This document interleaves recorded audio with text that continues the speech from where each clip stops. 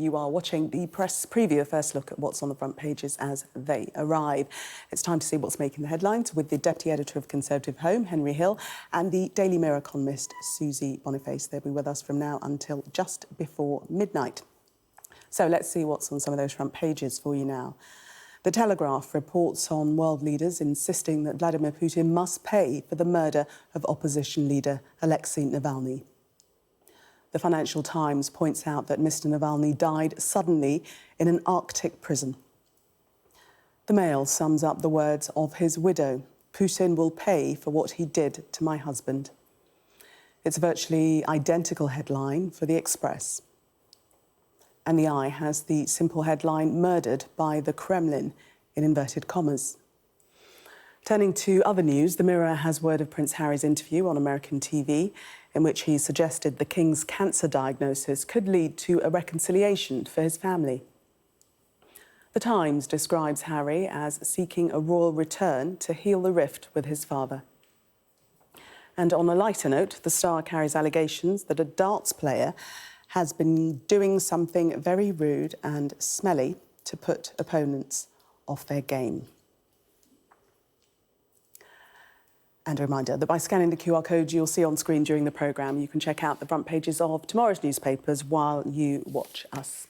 And we are joined tonight by Henry Hill and Susie Boniface. Welcome to both of you.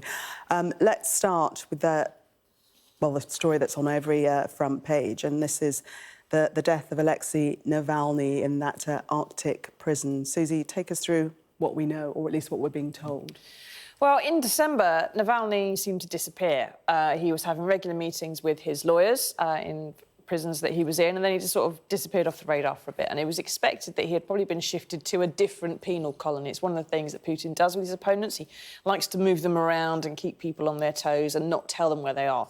And so there was a few weeks, and then he popped up in this colony beyond the Arctic Circle there, and that's one of the final pictures taken of him that was on a video link as he was at a court hearing, dialing in from there, I think the day before he died, actually.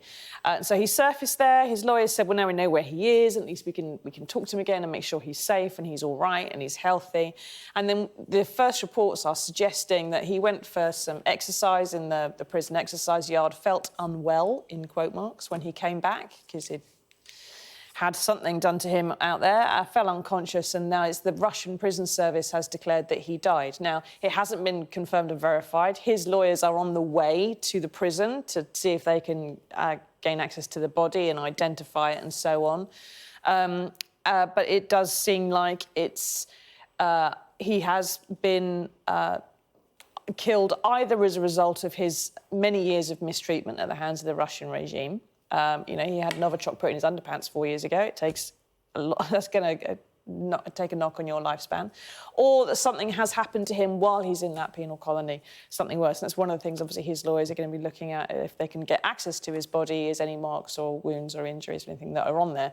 But we're in this strange situation now. I think Garry Kasparov, the Russian chess player, put on Twitter, you know, that Putin tried to kill Navalny quickly and in public and secretly many years ago with the Novichok attack. And when that failed, he murdered him publicly and slowly over a period of time. And that's what's happened. We'll go on to talk about it, but there are condemnation from around the world. Everyone has seen what's been happening to this guy. He's been getting, you can see from the pictures here, you know, he was fairly well and healthy even after the Novichok attack. And then the latest pictures in prison, he's increasingly gaunt, increasingly looking unwell. And now he's died. And everyone's seen what's happened. Everyone's condemning it. Everyone knows what's gone on. Nothing is going to change as a result. Absolutely nothing. And Henry, meanwhile, we saw today Vladimir Putin carrying out a news conference or interview that he was doing, no mention of him. He's actually refused in the past to even mention him by name, and the Russians saying that there will be an investigation into his death. Yeah, and, you know, this is the Russian state, so I'm sure they'll do a thorough and impartial job and publicise their findings to the world. I mean, it's always been slightly surprising that Navalny went back to Russia after the poisoning, because he was in Berlin. He was as safe as you can be, given that the Kremlin does deploy assassins all over the world.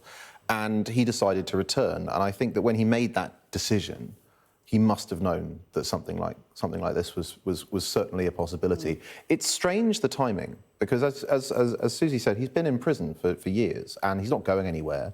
He's in the appropriately dystopianly named, I think, correctional colony number 3. And yet, if he has been killed, it's a big question. Like, why has Putin decided at a time when he's already under international pressure, when there is already a huge sanctions effort against Russia over Ukraine, to kill Navalny now, if that's what he's done? It's a very strange decision.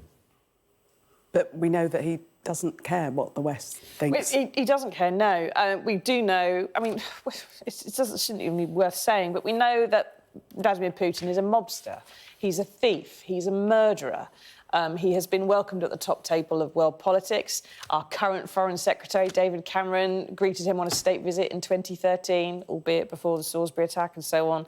And, you know, lots of people were talking about new deals and you know, letting Russian money come through London and all the rest of it. But interestingly, tonight, Lord Cameron saying that something should be done. Yeah.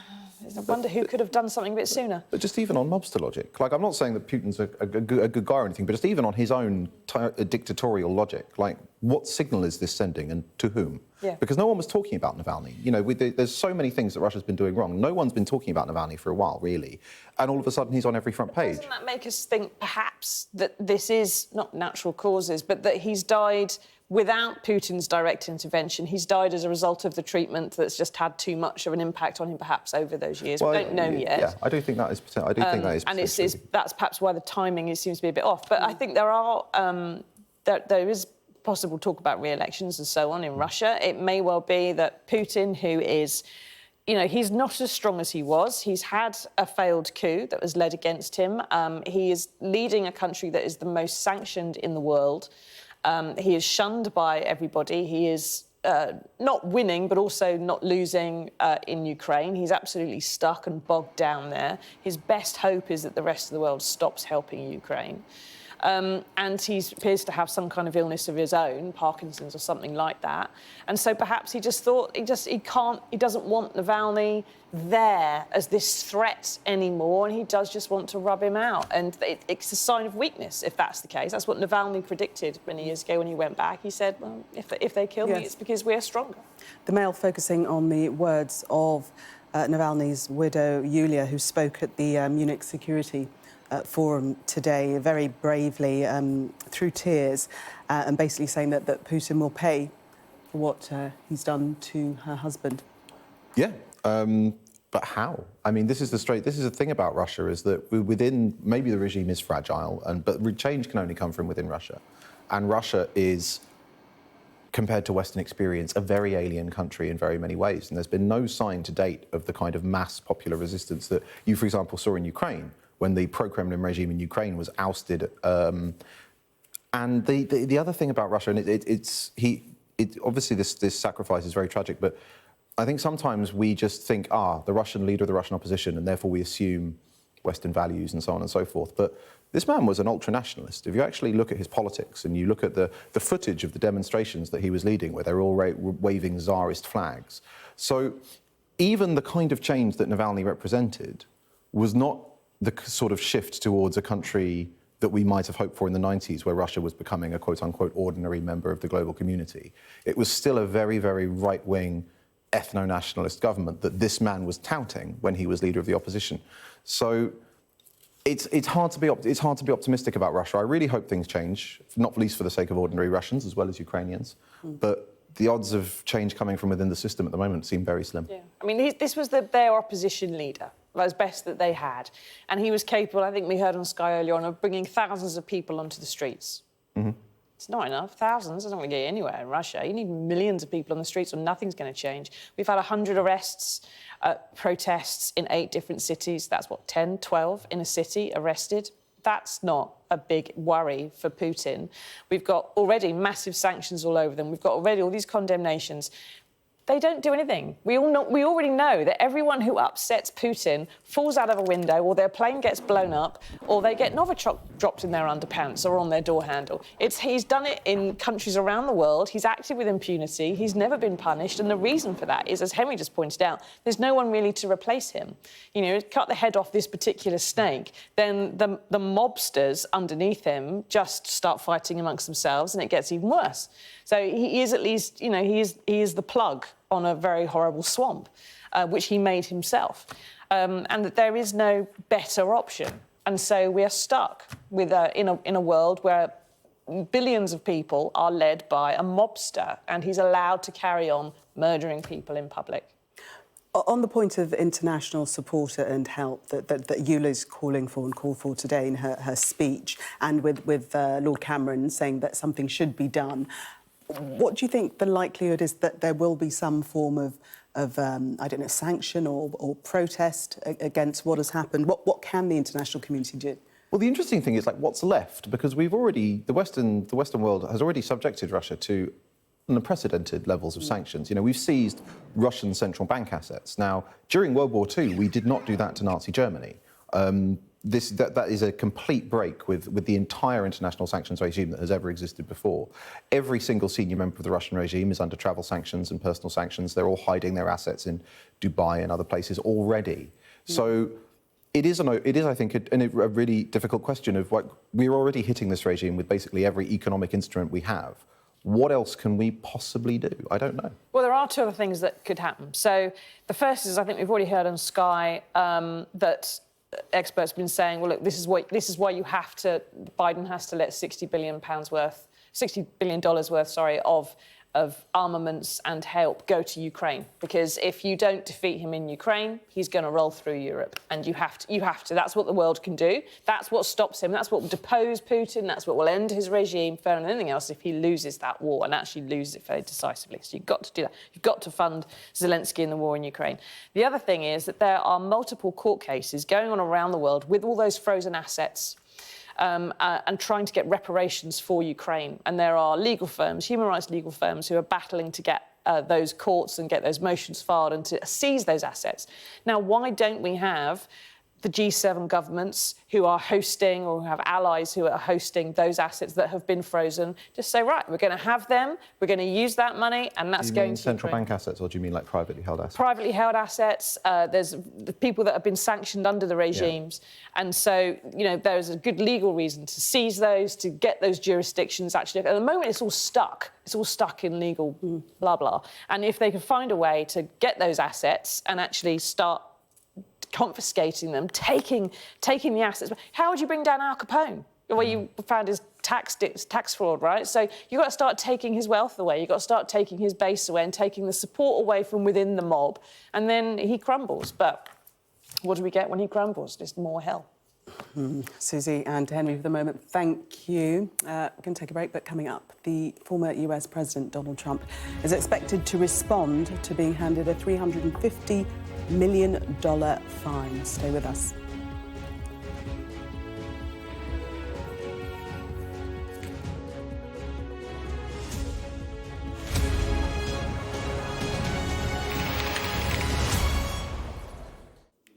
Welcome back. You are watching the press preview. Still with me, Henry Hill and Susie Boniface. Before we have a look at the papers, I'm going to take you to Mar-a-Lago, live shot there, where Donald Trump is expected to respond to tonight's court ruling.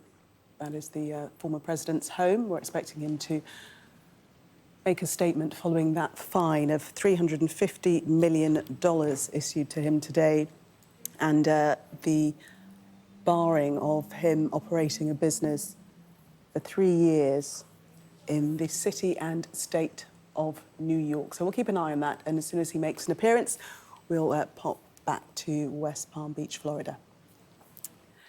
In the meantime, let's continue with our newspaper review in the presence of Susie and Henry. We're going to look at Donald Trump. This is the Times World, and they give us the detail about the New York judge that has given this colossal fine of $350 million. Susie? Yes, he hasn't got it. He doesn't have that kind of cash lying around. And as the case proves, so what this case was about tax fraud fundamentally. And it was about the fact that Trump, whose money and wealth is built on a property empire, had been overvaluing that empire in order to get loans, but was saying that it was worth so much less in order to pay his taxes. And you can't have an apartment that is simultaneously worth $100 million while claiming it's only worth $10 million for the tax man. It just doesn't work that way. If you want to get your mortgage, you want to pay your taxes, the money has to marry up. And so they found out, for example, one of his New York apartments in Trump Tower, I think he had claimed, for purposes of a loan agreement, it was 30,000 square feet, when it was actually a third of that size. It was a mere 10,000 square feet. Now, Trump and his children were all on the indictment originally.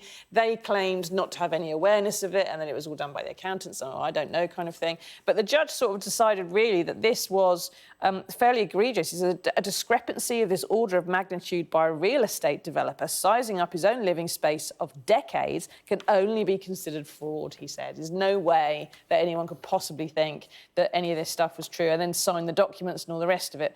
Now, Trump was thrown out of the case a few times, was misbehaving, was criticising the judge's staff and so on and so forth, got fined for that. He was always going to be found guilty of this. He was always going to be fined. The issue was always how much and how big that fine was going to be.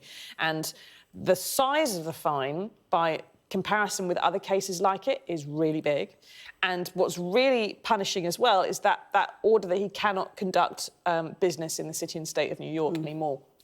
Well, for 3 years. For 3 years. So it raises a possibility he would have to sell Trump Tower, like for $1.50 to one of his sons or something, if they've got the pocket money, and then sort of rent it back off Donald Jr. or something else if he wants to stay living in Trump Tower. It's bizarre and it's strange, and it kind of feeds into his little plot that he's got going on of the conspiracy against him. But there is no way, I think most importantly, he's got to find $333 billion, and he doesn't have that kind of cash. His wealth is built on debt and theory and possibility and property, which is not worth what he thinks it is. So I look forward to seeing him write the cheque.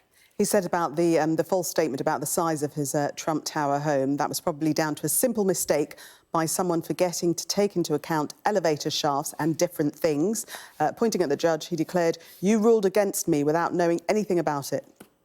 Yeah, well, it's Trump. It's incredible, his ability to just construct this narrative universe for himself. Like, I'd love to see the version of his flat where 2/3 of it is elevator shafts. It'd be an absolutely fascinating. Counting the view. It'd be an absolutely fascinating. I mean, it's really like the judge. You read the story in the Times, and you're reading it first, and you think actually the judge is being really, really nice to these people. There's a quote here that says, "This is a venial sin, not a mortal sin. They are accused only of inflating asset values." And you think, OK, why is the judge doing this? And then you realise it's because he's baffled that they just wouldn't admit it. Because he's like, there was so much evidence. There was reams and reams of evidence. And the Trump children were just there being like, nah, no idea. No, got nothing. And clearly this judge is just at the absolute end of his tether. Is it going to make a difference to anything else? I mean, on the one hand, as Susie says, yeah, the financial blow could be really severe. I imagine there's going to be an awful lot of emails going out to the Trump campaign subscriber base at this point. You know, comrades, I need your help. But on the other hand, he's already on trial for an insurrection, and there's every chance that he might get elected from prison. So whether or not this will derail his campaign when nothing else has remains to be seen. But given that, as you say, he was a property mogul first and foremost, if anything was going to shatter the foundational myth of Donald Trump, the great business success, this ought to be it. I don't think even as president he'll be able to pardon himself this fine because it's a state thing, and so even as president he would still have to find $333 billion. Just attach it to a bill. Just attach it to a bill. The 350 million pound New York property bail fund attached to some bill or other. Henry and Susie, thank you very much for the speculation as to how he might pay the fine.